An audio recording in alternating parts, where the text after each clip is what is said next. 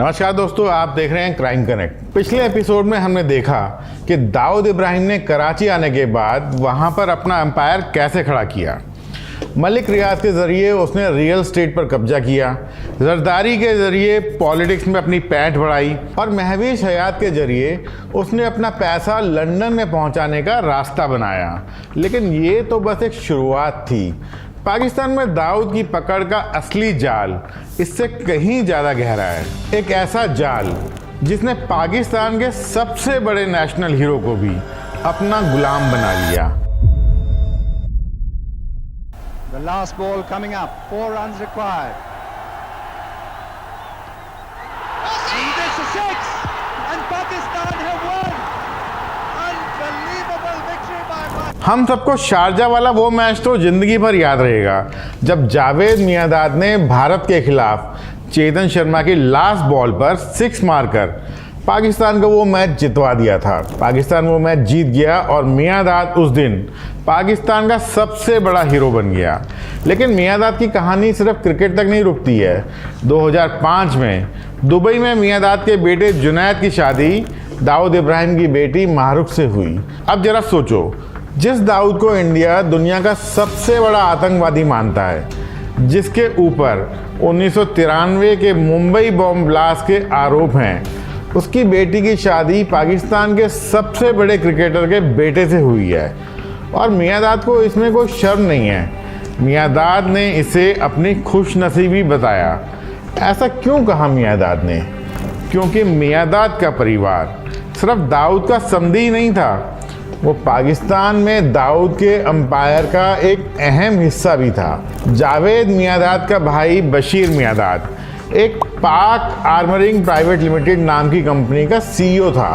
ऊपर से देखने में तो ये बिल्कुल लेजिटिमेट सिक्योरिटी कंपनी थी, जो पाकिस्तान एयरफोर्स को, आईएसआई को, रेंजर्स को, वहाँ के कोस्ट गार्ड्स को और तमाम गवर्नमेंट इंस्टीट्यूशंस और प्राइवेट कॉरपोरेशन को आर्मर्ड गाड़ियाँ देती थी।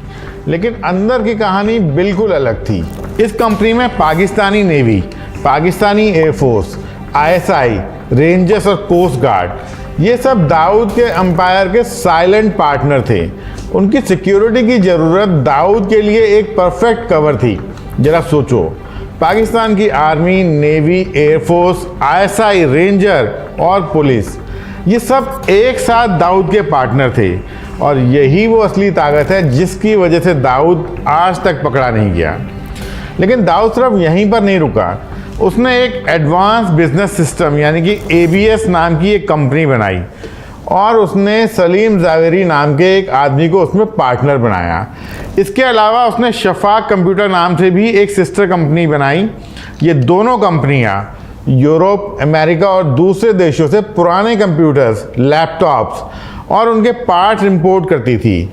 लेकिन इन कंप्यूटर में ऐसा कुछ था जो किसी को पता नहीं था। आधे कंप्यूटर्स अंदर से खाली आते थे। सीपीयू बॉक्स बाहर से पूरा दिखता था, लेकिन अंदर कोई पार्ट नहीं होता था। उन खाली चेसिस में सोना, ड्रग्स और फॉरेन करेंसी छुपी होती थी। दाऊद के सामान को पोर्ट पर कोई रोकने वाला नहीं था। आप पूछेंगे क्यों? क्योंकि बशीर मियांदाद की कंपनी पाक आर्मरिंग के Pakistani coast guard, Pakistani navy और वहाँ की पोर्ट अथॉरिटी से गहरे रिश्ते थे। पाकिस्तानी ऑफिशियल्स को उनका हिस्सा मिल जाता था और दाऊद का माल चुपचाप बिना किसी परेशानी के अंदर आ जाता था। उसके बाद वो स्मगल सोना ARY ज्वेलर्स जैसे लोगों के पास भेज दिया जाता था और ड्रग्स को पाकिस्तान के अलग अलग कार्टेल्स के पास आगे डिस्ट्रीब्यूशन के लिए भेज दिया जाता था। दाऊद की एक खासियत है कि वो जिस भी देश में जाता है वहाँ पैसा बनाने का रास्ता ढूंढ ही लेता है। जब वो दुबई में था तो उसने हिंदी फिल्म इंडस्ट्री की ओवरसीज टेरिटरीज को अपने लोगों के नाम करवाने का काम किया।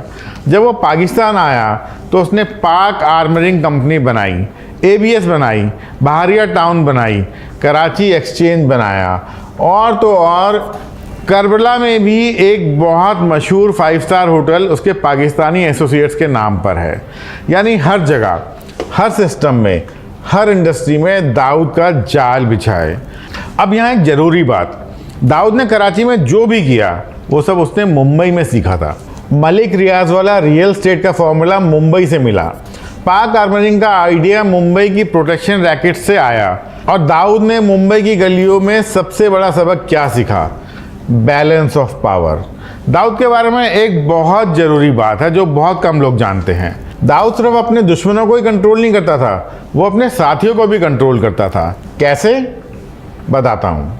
नीरज कुमार, जो 1993 के मुंबई ब्लास्ट के लिए सीबीआई इन्वेस्टिगेशन टीम के हेड थे, उन्होंने एक बहुत इंटरेस्टिंग बात बताई। उन्होंने कहा कि दाऊद जानता था कि ताकत बनाए रखने के लिए सबसे ज़रूरी है बैलेंस ऑफ पावर।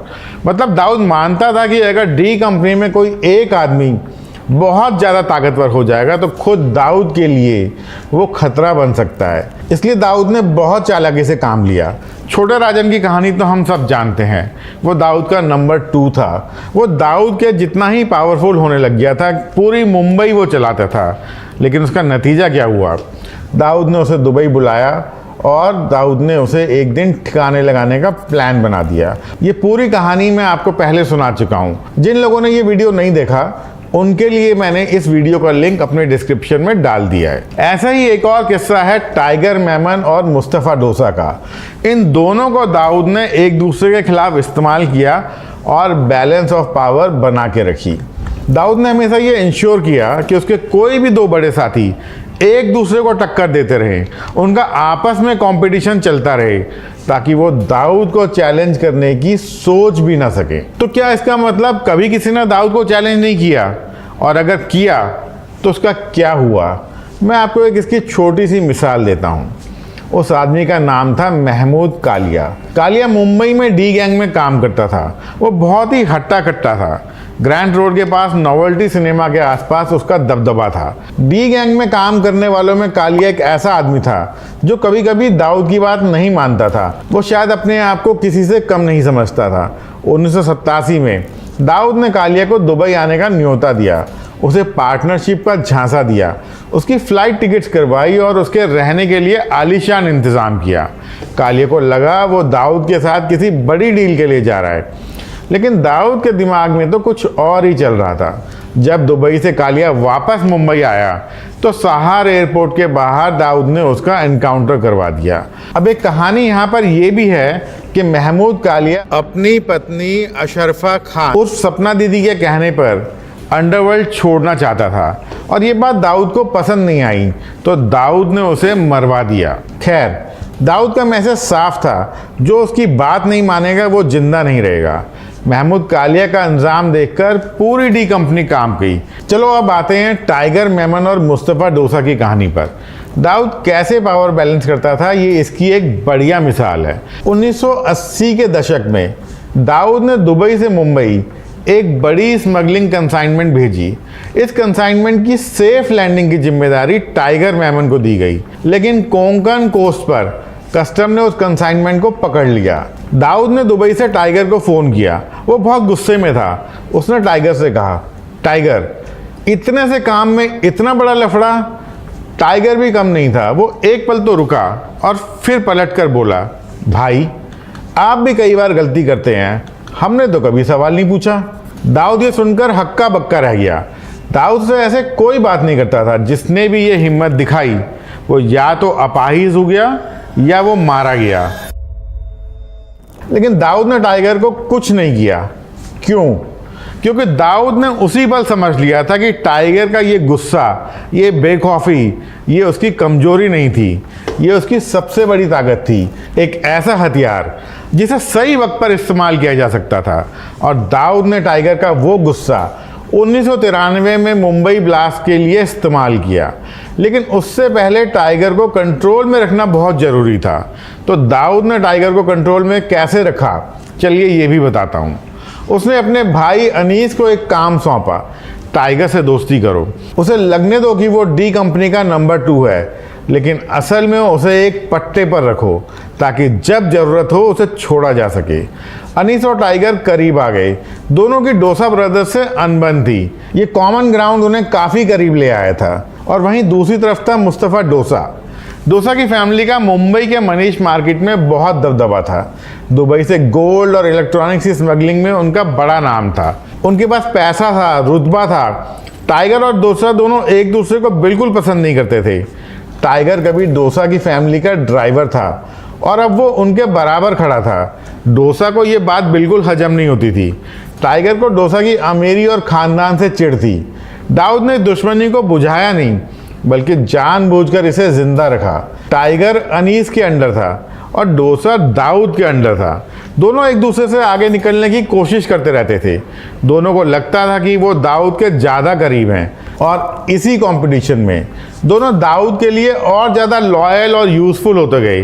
दोनों एक दूसरे को बैलेंस करते रहते थे और दाऊद दोनों के ऊपर बैठा था। यही था दाऊद का बैलेंस ऑफ पावर।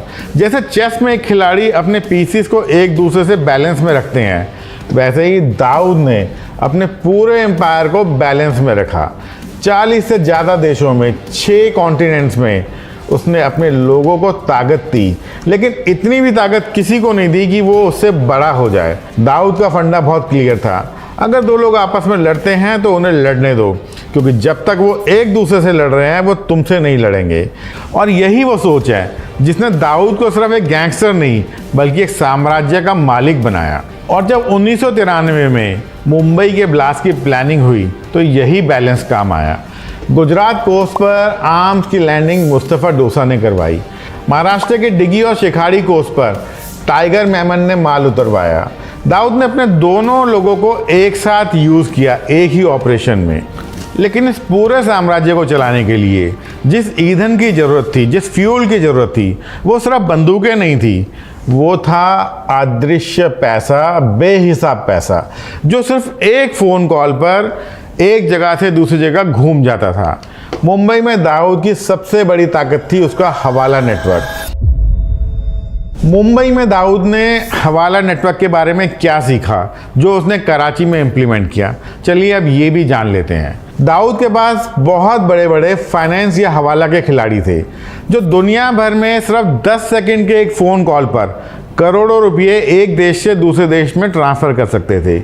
यही हवाला नेटवर्क बाद में 1993 के ब्लास्ट को फंड करने के लिए इस्तेमाल हुआ।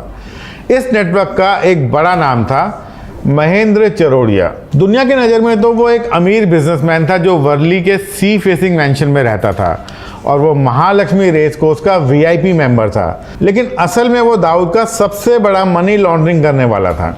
1989 में एक दिन जब चरोड़िया महालक्ष्मी रेस कोर्स से बाहर निकला तो अरुण गवली के आदमियों ने उसे घेर लिया। उन्होंने उसके सर पर पिस्तौल लगा दी और गले पर चाकू, और वो उसे ज़बरदस्ती किडनैप कर अपने साथ अरुण गवली के पास दगड़ी चौल ले गए। गवली का मकसद साफ था, उसे दाऊद की फाइनेंशियल नसें काटनी थी। चौरड़िया को बुरी तरह टॉर्चर किया गया। दाऊद को सुनाने के लिए उसकी चीखें फ़ोन पर लाइव दुबई तक सुनाई गई। डी कंपनी ने उसको छुड़ाने के लिए फिरौती तक देने की बात की, लेकिन गवली ने चौरड़िया को नहीं छोड़ा बल्कि उसकी हत्या कर दी। दाऊद के लिए ये सिर्फ एक आदमी की मौत नहीं थी, ये उसके अंपायर की नींव पर हमला था। एक फाइनेंसर का नुकसान तो पैसे से भी बड़ा नुकसान था, और इस एक घटना ने दाऊद को एक बहुत बड़ा सबक सिखाया। उसने तुरंत एक नया रूल बनाया, अब से उसके सारे फाइनेंशियल कॉन्टैक्ट्स लो प्रोफाइल रहेंगे। कोई वीआईपी एंट्रेंस नहीं, कोई रेस कोर्स नहीं, कोई पब्लिक दिखावा नहीं। यहाँ तक कि दाऊद ने अपने फाइनेंस हैंडलर को परमिशन दे दी कि अगर वो चाहें तो दाऊद के बारे में पब्लिकली भला बुरा कह सकते हैं ताकि वो दुश्मनों की नज़रों से बचे रहे। मतलब ये कि दाऊद ने अपने फाइनेंस नेटवर्क को अदृश्य बना दिया। और आज जब आप बाहरिया टाउन देखते हैं, महवीश हयात की फिल्म्स देखते हैं, पाक आर्मरिंग की आर्मर्ड गाड़ियाँ देखते हैं, तो याद रखिए ये सब सिर्फ एक आदमी की सोच का नतीजा है। और वो आदमी जिसने अपना पूरा काम मुंबई की गलियों में सीखा। उसने सीखा कि बंदूक की ताकत ज़रूरी है, लेकिन उससे ज़्यादा पावरफुल होती है पैसे की ताकत। और पाकिस्तान में उसने वही पैसा अदृश्य कर दिया। जावेद मियांदाद ने एक बार एक इंटरव्यू में कहा था, इमरान खान पाकिस्तान के प्राइम मिनिस्टर इसलिए बने क्योंकि उन्हें एक बहुत ही पावरफुल आदमी की दुआ हासिल थी। वो पावरफुल आदमी कौन था? जी हाँ, आपने सही पहचाना, वो पावरफुल आदमी था दाऊद इब्राहिम। एक आदमी जो कभी मुंबई का एक छोटा सा स्मगलर था, आज पाकिस्तान की सत्ता की कुर्सी तक पहुंच गया। और वो कैसे? सिर्फ अपने दिमाग और पैसे से। दोस्तों, इस वीडियो को अब मैं यहीं ख़त्म करता हूं। अगले एपिसोड में हम इस कहानी को और आगे लेके जाएंगे। अगर आपको ये वीडियो पसंद आया हो तो वीडियो को लाइक कीजिए और शेयर कीजिए, चैनल को सब्सक्राइब कीजिए। अभी के लिए मुझे दीजिए इजाज़त। नमस्कार और जय हिंद।